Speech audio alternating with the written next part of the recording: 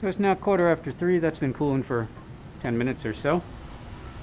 I'm going to take away the flask. It's still warm to the touch. You see that there are a lot of crystals, and that some of them are quite long because it cooled so slowly.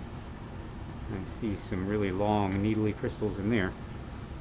So I'd like this to cool a little bit further. And I'm going to take away the the beaker so it can cool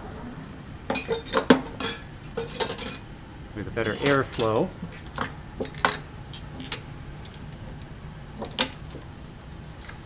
While I was waiting, I did the dishes. Try to be efficient. Get rid of some of that.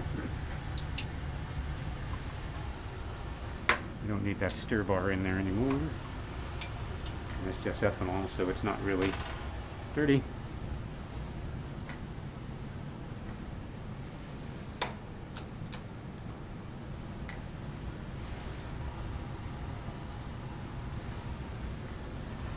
We're going to cool this in an ice bath, but we want it to be almost at room temperature before we do that. I'm going to reach in, give it a little stir, and see how nice that mass of crystals are.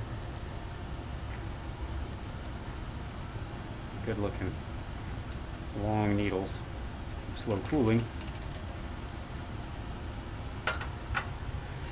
And it takes a while for aqueous-based recrystallization solvents to reach room temperature.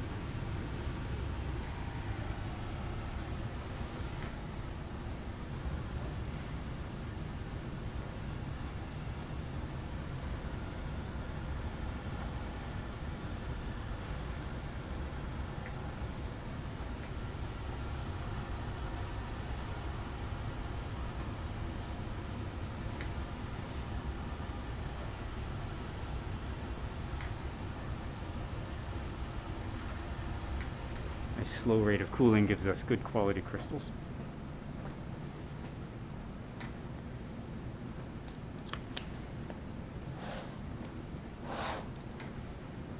So we need that.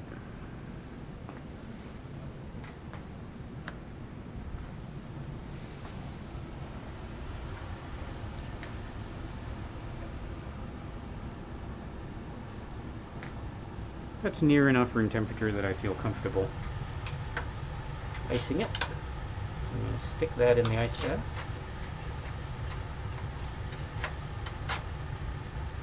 Leave my beaker so that my ethanol stays fairly cold for my washing.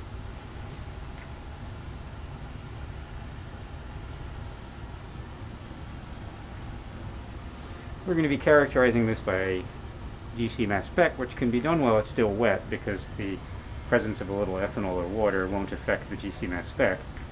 But then of course we're going to need to dry it to get an accurate percent yield, and to take an IR and a melting point it is important that the compound be completely dry for that, and then hopefully eventually an NMR, if the NMR is working again sometime this semester. We really hope that the NMR is working again sometime this semester. That would be nice.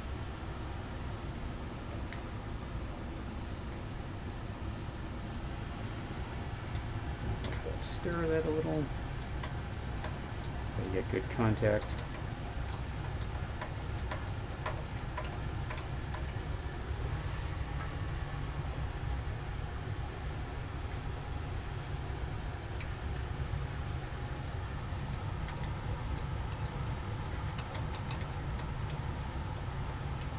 So we're just letting that at least get close to ice bath temperature before we do the filtration.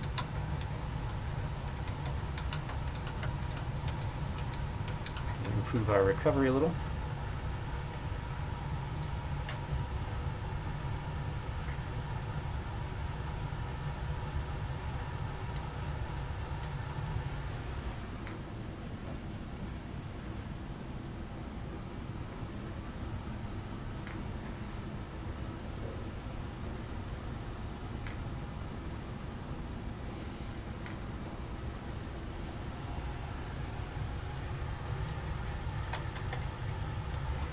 Yeah, good enough. Dump some of that so the beaker doesn't tip over.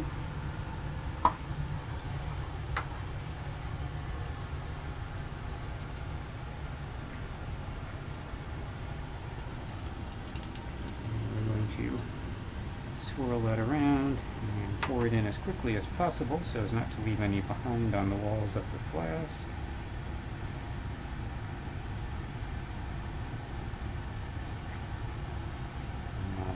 Help it out a little bit by using the stirring rod to pull it out of there. See how nice a mass of crystals it is. And we're just going to rinse that with some cold ethanol, 50% ethanol that I made. Get a little extra, a couple of milliliters, just to get the last little bits of solid off the walls.